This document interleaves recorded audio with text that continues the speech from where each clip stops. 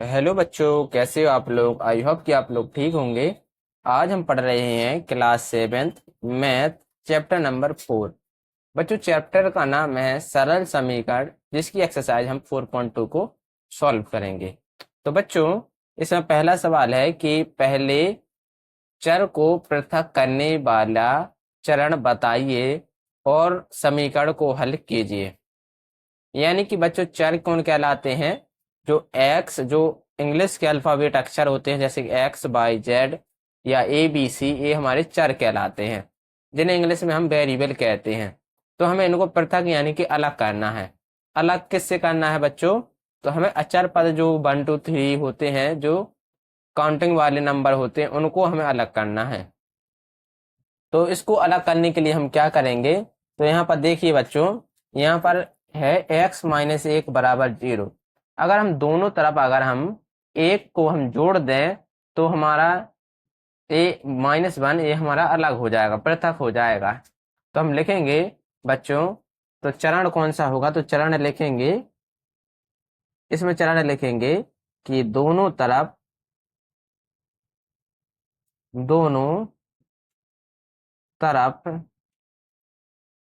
एक जोड़ने पर। तो बच्चों, ये हमारा क्या है बच्चों? चरण है, जो कि किसको अलग कर रहा है बच्चों? तो ये हमारा एक्स यानी कि चर को पृथक अलग कर रहा है। तो हम दोनों तरफ एक जोड़ने पर, तो एक जोड़ देंगे तो x-1 + 1 = 0 + 1। तो बच्चों, अगर हम लेफ्ट साइड +1 जोड़ेंगे तो राइट साइड भी जोड़ना पड़ेगा। अगर दो का भाग हम इस साइड करेंगे तो दो का भाग उस साइड भी करना पड़ेगा। तो हमें -1 को अलग करना है, तो हम इसका विपरीत लेंगे। यहाँ पर -1 है, इसको अलग करना है ना चर से, तो हमें इसके विपरीत अपोजिट लेना पड़ेगा, यानी कि +1। तो हमने दोनों तरफ एक जोड़ने पर लिख दिया है। अब यहाँ पर देखिए आप, -1 और +1 ये दोनों कट जाएंगे, क्योंकि -1 से -1, +1 और -1 से ये दोनों खत्म हो जाएंगे। तो x बराबर क्या आ जाएगा? 1। ये हमारा क्या होगा बच्चों? आंसर होगा। देख सकते हैं बच्चों, जो x है, जो चर है, वो हमारा अलग हो गया है। तो x बराबर कितना आ गया हमारा? 1। इस सवाल में देखिए, इसमें x + 1 = 0 है। हमें किसको अलग करना है बच्चों? 1 को अलग करना है। यहाँ पर प्लस है तो हम इसके अपोजिट लेंगे -1। तो लिखेंगे दोनों तरफ दोनों तरफ एक घटाने पर, घटाने पर। तो बच्चों, हम एक घटा देंगे यहाँ पर।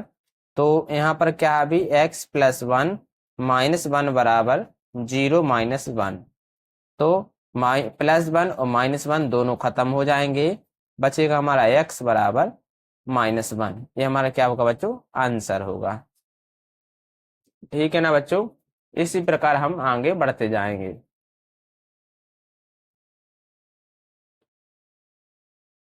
अब ये सवाल देखिए बच्चों, इसमें है कि x-5 = 5।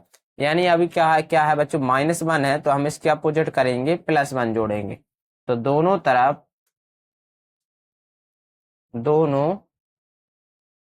दोनों तरफ एक जोड़ने पर,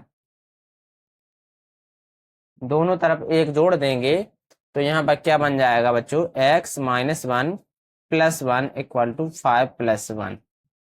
तो हमारा देखिए, -1 +1 ये खत्म हो जाएगा, बचेगा हमारा x बराबर 6। ये हमारा क्या होगा बच्चों? आंसर होगा। ठीक है ना? अब देखिए बच्चों, अगला क्वेश्चन है डी। इसमें क्या करना है? +6 दिया गया है और +6 को हटाना है हमें, तो -6 करना पड़ेगा। तो लिखेंगे दोनों तरफ 6 घटाने पर, घटा देंगे तो बच्चों x + 6 -6 बराबर 2 - 6। तो 6 से 6 कट जाएगा तो बचेगा x, और 6 में से 2 जाएगा, बचेगा 4। बड़ी संख्या माइनस में है तो संख्या भी आपकी माइनस में आएगी, x बराबर -4 इस सवाल का क्या होगा बच्चों, आंसर होगा। अब क्वेश्चन नंबर देखिए ई में देखिए यहाँ पर -4 है, तो हम इसके अपोजिट, हमें -4 को हटाना है, पृथक करना है 22 से। तो बच्चों हम -4 है तो इसके अपोजिट हम क्या करेंगे, जोड़ेंगे +4 को। तो देख लिखेंगे दोनों तरफ, दोनों तरफ 4 जोड़ने पर, 4 को जोड़ देंगे तो अभी क्या है बच्चों, y-4 +4 बराबर -7 +4, ठीक है ना। अब यहाँ पर आप देखिए 4 से 4 घट जाएगा, बचेगा हमारा 22, और 7 में से 4 जाएगा, बचेगा हमारा 3, और बड़ी संख्या माइनस में है इसलिए संख्या भी हमारी माइनस में आएगी, y बराबर -3। अगला क्वेश्चन है बच्चों कि इसमें है कि पहले चर को पृथक करने के लिए प्रयोग किए गए जाने वाले चरण को बताइए और फिर समीकरण को हल कीजिए। यानी कि बच्चों हमें अब क्या करना है, इस चर को, चर से जिस संख्या दी गई है अचर पद, इनको हटाना है। तो कैसे हटेंगे, तो देखिए बच्चों हमने जाना था कि हम इसका अपोजिट करते हैं, प्लस है तो माइनस हटा देते हैं। अब यहाँ पर आप देख सकते हैं कि यहाँ पर मल्टीप्लाई है 3, 3 × l, यानी कि अभी मल्टीप्लाई में, तो इसको हटाना है तो हम क्या करेंगे बच्चों, इसका अपोजिट, तो गुणा का अपोजिट क्या होता है बच्चों, भाग, तो हम क्या करेंगे, भाग करेंगे। तो लिखेंगे दोनों तरफ 3 से भाग करने पर, दोनों तरफ 3 से भाग लगा देंगे। तो अभी का क्या है बच्चों, 3l/3 बराबर 42/3। तो आप देख सकते हैं 3 से हमारा 3 कट जाएगा, बचेगा हमारा l, तो l बराबर ये कितनी बार जाएगा बच्चों, 3 एकम 3, 3 चौके 12, तो ये हमारा 14 बार जाएगा। तो l बराबर 14 हमारा आंसर आ जाएगा, ठीक है ना बच्चों। अब यहाँ पर देखिए जो अ- चर से पृथक करने, चर को पृथक करना है हमें किससे, 2 से। यहाँ पर क्या दिया गया है बच्चों, भाग में 2 दिया गया है, तो 2 को हटाना है। तो भाग में है बच्चों 2, तो हम इसका अपोजिट करेंगे, क्या करेंगे, गुणा। तो हम लिखेंगे दोनों तरफ 2 का गुणा करने पर, दोनों तरफ 2 से गुणा कर देंगे तो b/2 × 2 बराबर 6 × 2, तो b 2 से 2 कट जाएगा, b बराबर कितना आ जाएगा बच्चों, 12। क्या होगा बच्चों इस सवाल का आंसर।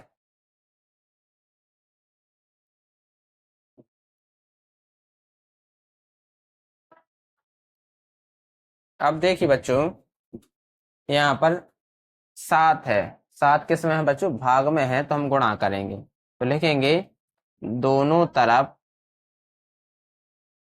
7 से गुणा करने पर,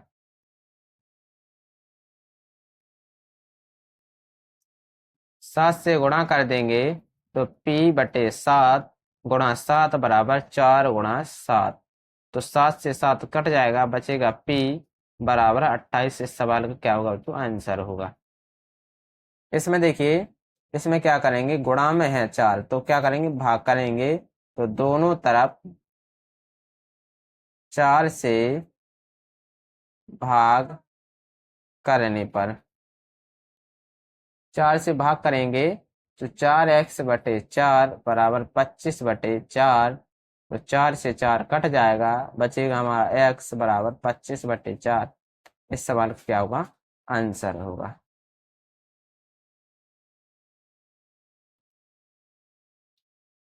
अगला क्वेश्चन है बच्चों 8y बराबर 36।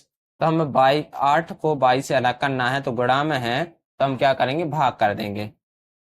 तो दोनों तरफ 8 से भाग करने पर, दोनों तरफ 8 से भाग कर देंगे तो 8y/8 बराबर 36/8, तो 8 से 8 कट जाएगा, 8 से 8 कट जाएगा, y बराबर आएगा हमारा 36/8 हमारा क्या होगा बच्चों, आंसर होगा।